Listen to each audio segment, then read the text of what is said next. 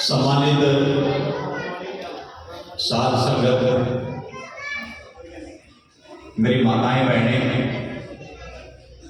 पिता तुल्य बुजुर्गों, नौजवान साथियों, आज संत शिरोमणि गुरु रविदास जी की जयंती के उपलक्ष्य में ये कार्यक्रम रखा है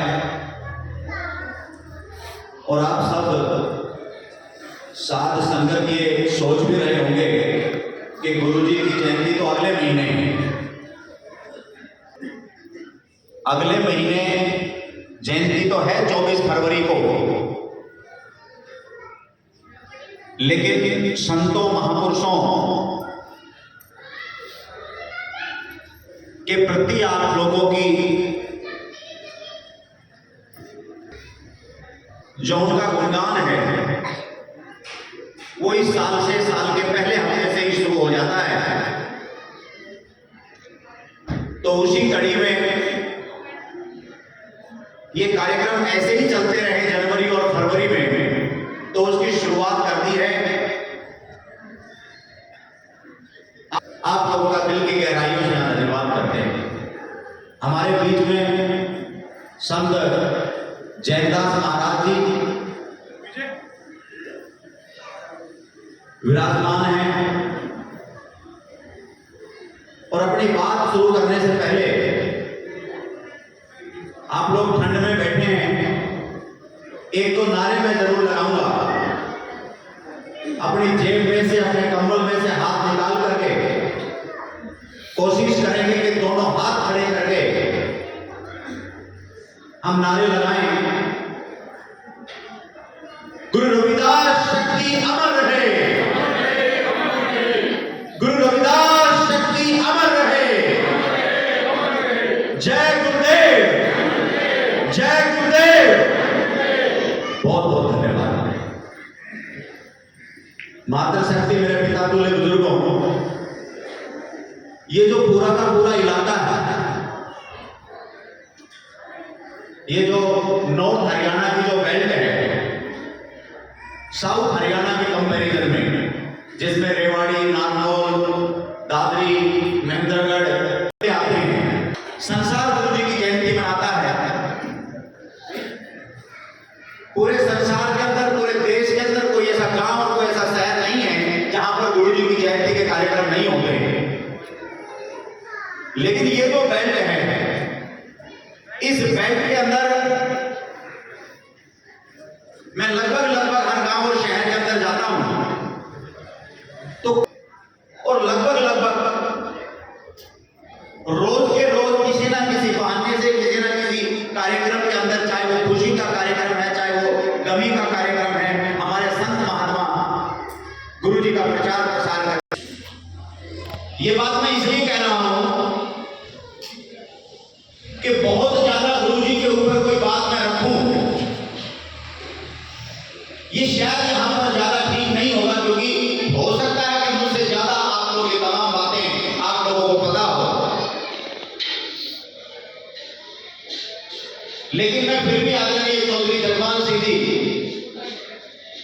और उनके पूरे परिवार का यहां से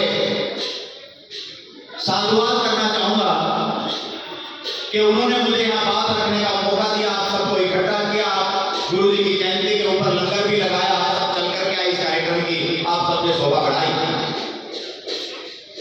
तो मुझे यहां बोलने का मौका दिया है, तो मैं अपने हिसाब से,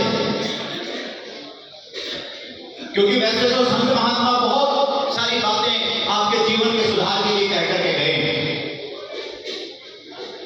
एक बात संतों महापुरुषों की, अगर एक बात को भी हम पकड़ करके उसके ऊपर चलने लग जाएं, तो शायद हमारा जीवन और आने वाली पीढ़ियों का जीवन खुशमय हो जाएगा, खुशहाल हो जाएगा।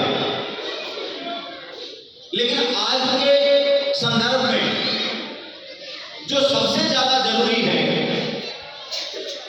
उस बात के ऊपर मैं फोकस करूंगा जो गुरु जी भी कह करके गए हैं, और बाबा साहब डॉक्टर अम्बेडकर, मान्यवर कांशीराम साहब जो गुरु जी को अपना गुरु मानते थे और उन्हीं को आधार मान करके आप लोगों को जगाते जगाते इस दुनिया से चले गए।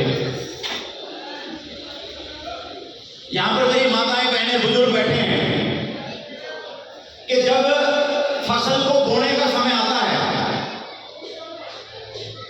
सर्दी में गर्मी में अलग अलग तरह की हम फसलें, ये किसान भाई मजदूर होता है, फसल को जब बोने का समय आता है, अगर उस समय फसल को बोया ही जाता है, फसल को काटने का प्रोग्राम नहीं होता, जब फसल पक जाती है तो फिर उसकी कटाई होती है। अगर इसका उल्टा करोगे तो काम नहीं चलेगा। जो समय होता है उस समय पर जिस चीज की जरूरत होती है वो चीज करते हैं, तब जाकर के चीजें आगे बढ़ती फूलती है।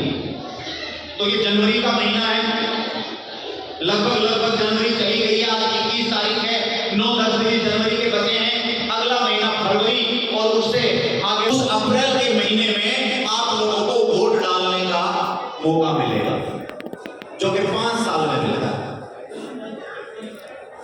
अप्रैल के महीने में वोट डालने का समय आएगा, पूरे देश के अंदर वोट डाली जाएगी।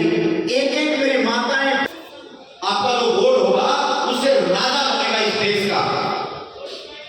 उस वोट से आप लोगों के दुख सुख के अंदर, आप लोगों के जीवन को आसान बनाने के लिए इस अंबाला लोकसभा से सांसद भी चुना जाएगा। और सामने जो बोर्ड लगा है, और यहां पर सर जी अपने गाने के माध्यम से भी बता करके गए कि 650 साल पहले गुरु जी ने भी कहा कि ऐसा चाहो राज में, लेकिन राज में बहुत ताकत होती है, राज से सारी चीजें आसान होती हैं। राजा अगर निकम्मा है, राजा अगर क्रूर है, राजा अगर घमंडी है, राजा को अगर अपनी प्रजा की चिंता नहीं है, राजा अगर पढ़ा लिखा नहीं है, अगर राजा समानतावादी सोच का नहीं है, तो फिर प्रजा दुखी होती है। तो वोट डालने वाले इंसान दुखी होते हैं। और